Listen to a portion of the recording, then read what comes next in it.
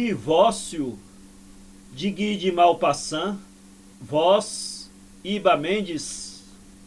O doutor Bontran, célebre advogado parisiense, que há 10 anos separa os casais que não se combinam, abriu a porta do seu consultório e afastou-se para deixar passar o novo cliente. Era um homem alto e ruborizado, barrigudo, excessivamente expansivo e vigoroso. Sente-se, disse o advogado.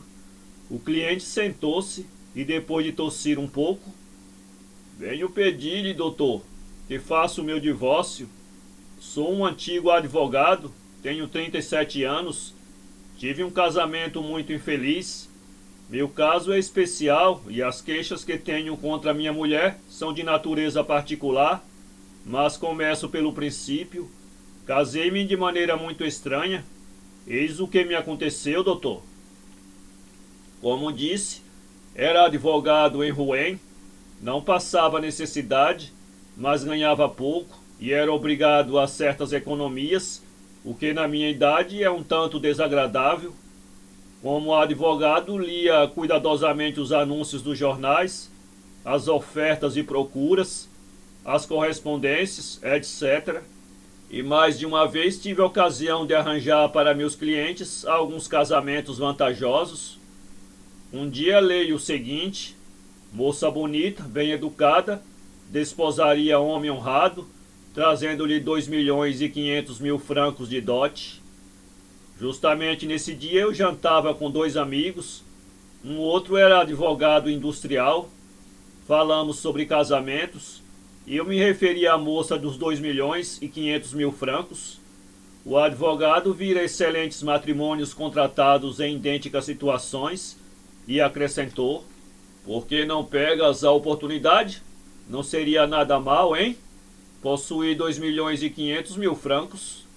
Rimos, falamos noutra coisa. Uma hora depois entrei em casa. Estava frio naquela noite. Eu morava numa casa velha, muito úmida. Ao colocar a mão no corrimão de ferro da escada, senti um estremecimento gelado no braço. A parede estava ainda mais fria e todos aqueles gélidos tremores pareciam juntar-se no meu peito, enchendo-me de angústia, de tristeza e apatia. Murmurei: arre, se eu tivesse aqueles 2.500.000. Meu quarto era lúgubre, a cama grande, um armário, uma cômoda, uma penteadeira sem lareira, roupas sobre as cadeiras, papéis no chão. Pus-me a cantarolar.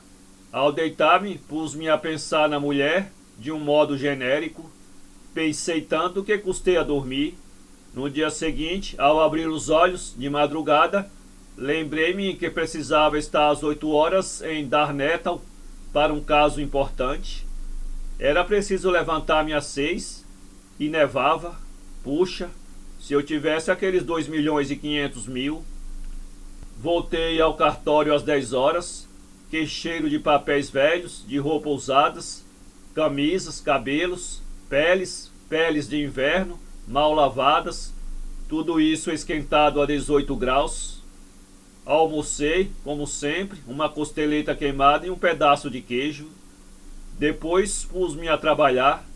Foi aí que pensei seriamente pela primeira vez na moça dos 2.500.000. Quem seria?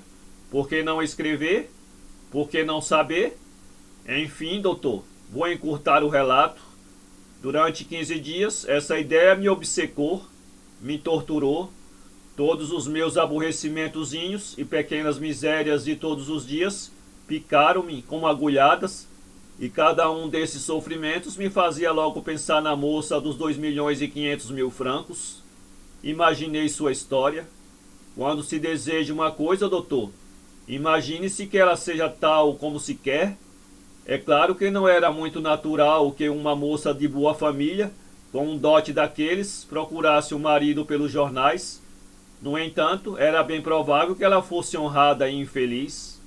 Sonhei uma moça, filha natural de um novo rico e de uma criada de quarto, tendo herdado de repente do pai soubera ao mesmo tempo o desdouro do seu nascimento, e para não ter que revelar algum homem que a amasse, apelava para os desconhecidos por um meio muito comum. Minha suposição era estúpida, entretanto a ela me agarrei. Nós, advogados, nunca deveríamos ler romance, doutor, mas eu lia. Escrevi, pois, em nome de um cliente imaginário e esperei. 5 dias depois, às 3 horas da tarde, trabalhava no meu escritório, quando me anunciaram a senhorita Chantefrise. Apareceu-me uma mulher de uns 30 anos, um pouco alta, morena, ar embaraçado. Sente, senhorita. Ela sentou-se e murmurou: Sou eu, doutor. Mas não tenho a honra de conhecê-la. A moça a quem o senhor escreveu. Para um casamento? Sim, senhor. Ah, muito bem. Vim em pessoa, porque essas coisas a gente trata melhor pessoalmente. Concordo, senhorita. Então deseja casar-se? Sim, senhor. Tem família? Ela hesitou, abaixou os olhos e balbuciou: Não, senhor. Minha mãe e meu pai morreram. Estremeci. Então eu adivinhara, e uma simpatia despertou bruscamente em meu coração pela pobre criatura. Não insisti para não lhe ferir a sensibilidade e acrescentei: Então possui uma fortuna considerável? Ela respondeu dessa vez sem hesitar: Oh, sim, senhor. Olhava-a com grande atenção e, para dizer a verdade, não me desagradava, embora fosse já um pouco madura, mais do que eu pensara. Era uma moça bonita, o tipo da mulher dominadora, e tive a ideia de representar uma pequena comédia de sentimento, de me apaixonar por ela, de suplantar o meu cliente imaginário, quando me assegurasse de que o dote não era ilusório. Falei-lhe do meu cliente, que descrevi como um homem triste, muito honrado, um pouco doente. Ela disse com veemência: Ó, doutor, eu gosto de gente com saúde. A senhorita vai vê-lo, aliás, mas não antes de 3 ou 4 dias, pois ele embarcou ontem para a Inglaterra. Que pena! Exclamou ela. Tem pressa de voltar para a sua cidade? Nenhuma. Então fique aqui. Esforçar-me-ei para ajudá-la a fazer passar o tempo. O senhor é muito amável, doutor. Está no hotel? Ela disse o nome do melhor hotel de Rouen. Então, senhora, permite ao seu futuro advogado que a convide para jantar hoje? Ela pareceu hesitar, inquieta, indecisa. Depois resolveu-se. Está bem, doutor. Vou buscá-la às 7 horas. Está bem. Então até logo mais, senhorita. Sim, senhor, até logo mais. E acompanhei-a até a porta. Às 7 horas cheguei ao hotel. Ela se vestira toda para mim e recebeu-me muito graciosa. Levei-a para jantar num restaurante onde era conhecido e pedi um jantar perturbador. 1 hora depois estávamos muito amigos e ela me contou seu caso. Filha de uma grande senhora seduzida por um cavalheiro importante, fora educado em casa de uns camponeses. Agora estava rica, pois herdara grandes quantias de seu pai e de sua mãe, cujos nomes não diria jamais. Seria inútil pedir-lhe que dissesse, inútil suplicar, não os diria. Como eu não fazia questão nenhuma de saber, perguntei-lhe sobre a sua fortuna. Falou disso com uma mulher prática, segura de si mesma, certa dos algarismos, dos títulos, dos juros, das rendas e das aplicações do dinheiro. Sua competência nessa matéria deu-me logo grande confiança nela e tornei-me galante, com certas reservas, mas mostrei-lhe claramente que me interessava. Ofereci-lhe champanhe e eu também bebi, o que me confundia um pouco as ideias. Senti claramente que ia tornar-me atrevido e tive medo, medo de mim, medo dela, medo que ficasse um tanto comovida e sucumbisse.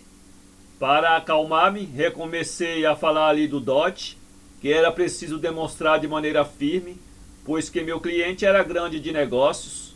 Ela respondeu com alegria: Ó, eu sei, trouxe aqui todas as provas.